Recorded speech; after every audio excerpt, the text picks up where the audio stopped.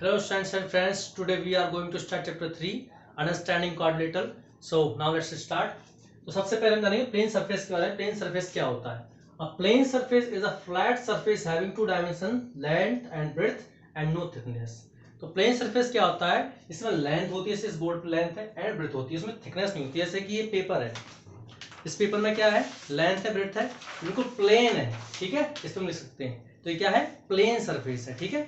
उसके बाद हम देखते हैं कर्व और प्लेन कर्व, या सो कर्व कह सकते हैं, प्लेन कर्व, क्योंकि प्लेन पे ही हम कर्व लाइन कर सकते हैं, ठीक है। A plane figure obtained by joining a number of points without lifting pencil from the paper is called a curve और प्लेन कर्व। यानी प्लेन कर्व क्या है कि किसी पेपर पे ऐसे लाइन कैसे बनती है, डॉट डॉट डॉट, उसको जोड़ने से ही तो बनती है। तो ये कर्व क्या है कि किसी पॉइंट्स को जोड़ने पर क्या होता है, कर्व बनता है, ठीक है। जैसे कि और विदाउट लिफ्टिंग अ पेंसिल, हम जब भी पेपर पे लिखेंगे इसको तो पेंसिल उठनी नहीं चाहिए, तो वो हमारा क्या है? कर्व है। जैसे कि हमने ऐसे बना दिया तो ये भी क्या है? कर्व है। ऐसे हमने इसको गोल गोल कर दिया तो ये भी क्या है? कर्व है। ऐसे हमने इसको कर दिया तो ये भी क्या है? कर्व है। हमारी पेंसिल नहीं उठनी चाहिए, तो क्या कहलाएगी? कर्व लाइन कहलाएगी, ठीक है। उसके बाद बात करते हैं ओपन कर्व क्या होता है। A curve that does not and at the starting point is called an open curve, ठीक है। जब हम क्या है, जब हम पेंसिल को रखेंगे, लिखना शुरू करेंगे, तो जब हम कर्व बनाएंगे तो the curve that does not and at the starting point, जहां से हमने शुरू किया वहां पे एंड नहीं होना चाहिए, तो ये क्या कहलाएगा? हमारा ओपन कर्व कहलाएगा। जैसे ये है, इस तरीके से हमने बनाया है, ये क्या है? ओपन है, क्योंकि यहाँ पे क्या है, जहां से हमने शुरू किया वहां एंड नहीं हो रहा है, ठीक है। ऐसे ही ये कोई फिगर ऐसे बनाया हमने, यहां तो लाके छोड़ दीजिए, भी क्या है? ओपन कर्व है, ठीक है। ये भी क्या है? ओपन कर्व है, ठीक है। अब हम चलते हैं नेक्स्ट, करते हैं क्लोज्ड कर्व, ठीक है। A closed curve that begins and ends at the same point is called a closed curve. यानी जिस पॉइंट से हम बनाना शुरू कर रहे हैं कर्व को, उसी पॉइंट पर आकर हम खत्म करते हैं तो क्लोज्ड कर्व कहलाता है। जैसे कि हम ये लेते हैं, ये फिगर हमने यहां से शुरू किया और यहीं पे खत्म किया, तो क्या है? क्लोज्ड कर्व है। ऐसे ये फिगर ले लेते हैं, ये लेते हैं, यहां शुरू किया, ऐसे लाके यहीं पे खत्म किया, तो ये क्या है? क्लोज्ड कर्व है, ठीक है। ऐसे ही हम और भी कोई फिगर ले सकते हैं। हम ले लेंगे ये वाला फिगर, सेम इसी तरह ये भी। तो ऐसा कर्व जो कि जिस पॉइंट से हमने स्टार्ट किया वहीं पे आकर खत्म हो। ऐसे ये वाला ले लेते हैं, यहां से शुरू कर रहा हूं मैं, इस तरीके से लेके जा रहा हूं, ऐसे फिर ऐसे फिर ऐसे फिर ऐसे फिर ऐसे, खत्म कहाँ किया? मैंने यहीं पे किया। जिस पॉइंट से शुरू कर रहे हैं वो क्या है? हमारा क्लोज्ड कर्व है, ठीक है। और एक हम लेते हैं ऐसे, ठीक है, ये मैंने यहीं से शुरू किया और यहीं पे लाके खत्म किया। तो जहां से हम जिस पॉइंट से स्टार्ट करते हैं उसी पॉइंट पर आकर उसको बंद करते हैं, खत्म करते हैं, वही हमारा क्या है? क्लोज्ड कर्व है। अब सिंपल क्लोज्ड कर्व क्या होता है? अब closed curve does not intersect itself is called a simple closed curve. Simple closed curve की खासियत होती है कि वो इंटरसेक्ट नहीं करेगा कहीं पे भी। अगर वो इंटरसेक्ट करता है तो सिंपल क्लोज्ड कर्व नहीं है, वो फिर कॉम्प्लेक्स है एक तरीके से। जैसे कि ये है, अभी सिंपल है, कहीं पे इंटरसेक्ट नहीं कर रहा, तो सिंपल क्लोज्ड कर्व है, ठीक है। ये इंटरसेक्ट कर रहा है तो क्या है? ये नॉट सिंपल, ये सिंपल क्लोज कर्व नहीं है। क्लोज कर्व था पर सिंपल नहीं है। ये भी सिंपल है, सिंपल क्लोज्ड कर्व है। ये भी सिंपल क्लोज्ड कर्व है, सिंपल क्लोज्ड कर्व। बट ये सिंपल क्लोज नहीं, क्यों? सिंपल क्लोज्ड कर्व नहीं, क्योंकि ये क्या कर रहा है? इंटरसेक्ट कर रहा है इस पॉइंट पे आके, तो ये क्या है? ये नॉट सिंपल है, ठीक है, नॉट सिंपल हो जाएगा, ठीक है। नॉट सिंपल मतलब क्लोज्ड कर्व, ठीक है। तो क्लोज्ड कर्व और सिंपल क्लोज्ड कर्व में ये अंतर है, ठीक है। अब देखिए पॉलीगन।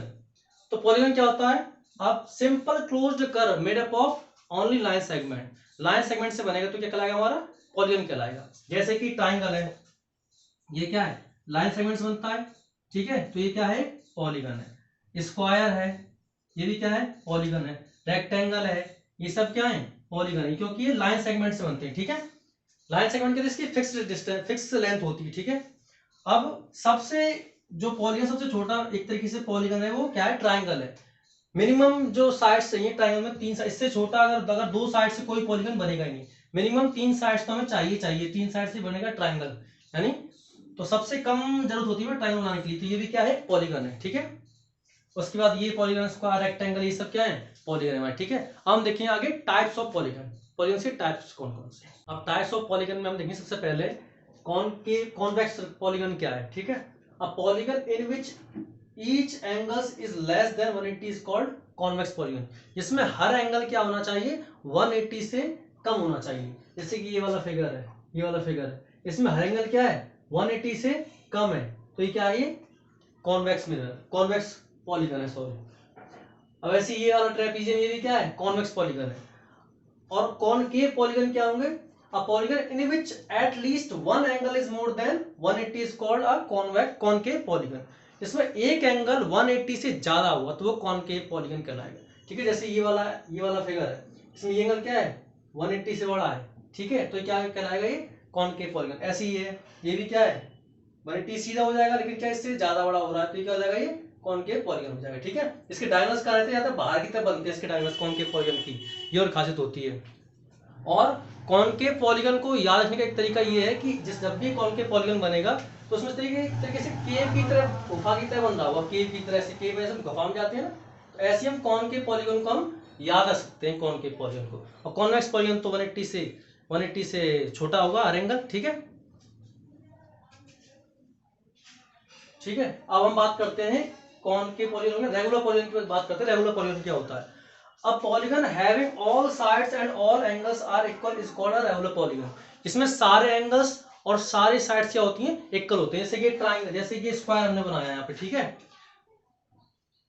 तो ये स्क्वायर जो है, इसमें ये सारे एंगल्स क्या है, 90 डिग्री के, और सारी साइड्स क्या है, ये भी क्या है, बराबर की है, तो क्या है, ये एक रेगुलर पॉलीगन है। ऐसे ही ट्राइंगल है, इसका नाम लिख सकते हैं कुछ ABC, जैसे ये ट्राइंगल है, इसमें AB बराबर BC बराबर AC, ये सारी साइड बराबर की है, और सारे एंगल्स भी क्या होंगे, बराबर के होंगे, तो क्या कहलाएगा, रेगुलर पॉलीगन कहलाएगा। ठीक है, अब बात करते हैं irregular polygon. A polygon in which जो कि क्या है, a polygon which are not regular are called irregular polygon. जो कि रेगुलर अगर नहीं होंगे तो क्या कहलाएगा, इर्रेगुलर कहलाएगा। जैसे कि एक रेक्टेंगल है, रेक्टेंगल में सामने साइड जो अपोजिट साइड्स होती है वो तो इक्वल्स होती हैं, ठीक है, लेकिन सारी साइड्स इक्वल नहीं होती हैं। सारे एंगल्स इक्वल होते हैं, सारे एंगल्स 90 के होते हैं, लेकिन सारी साइड्स इक्वल की नहीं होती हैं, इक्वल नहीं होती। इसका मतलब क्या है, ये इर्रेगुलर पॉलीगन है। ऐसे ही राइट एंगल ट्रायंगल, ये भी क्या है, ये इर्रेगुलर पॉलीगन है। ठीक है, हम इसके 2-3 फॉर्मूले और देख लेते हैं। अब बात करेंगे हम एक्सटीरियर एंगल प्रॉपर्टी की। The sum of the measures of the exterior angles of any polygon is 360। कोई भी पॉलीगन अगर उसका एक्सटीरियर एंगल है तो उन जितने भी एंगल्स हैं उन सबका सम क्या होगा, 360 होगा। जैसे कि मान लेते हैं हम ट्रायंगल ले लेते हैं, एक ये हमने ट्रायंगल ले लिया, ठीक है, अब इसको हमने यहाँ एक्सटीरियर एंगल निकाल दिया, एक इधर और एक यहाँ निकाल दिया। ठीक है, तो इसको मान रख लिया मैंने x, इसका y और इसका z। ठीक है, अगर हमें इसका पूरा सम करना है तो angle x plus angle y और plus angle z equal to क्या जाएगा, 360। ठीक है, तो ये तो हो गया ट्राइंगल का एक्सटीरियर एंगल प्रॉपर्टी। कोई भी रेगुलर पॉलीगन होगा तो अगर उसका एक्सटीरियर एंगल कितने भी एंगल्स उसमें चाहे तो सबका सम क्या होता है, 360 होता है। ये ध्यान रखना है। Exterior angle of regular polygon, अगर किसी रेगुलर पॉलीगन का में एक्सटीरियर एंगल निकालना है तो हम क्या करेंगे, 360 में डिवाइड कर देंगे जितनी भी साइड है उसकी।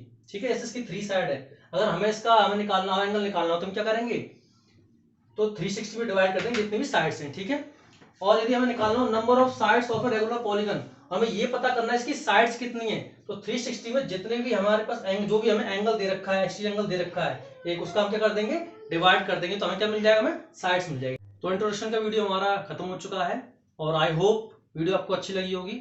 और अगर समझ में आते हैं आपको सवाल, अच्छी लगती वीडियो, तो आप सब्सक्राइब कर सकते हैं, शेयर कर सकते हैं। Thank you so much.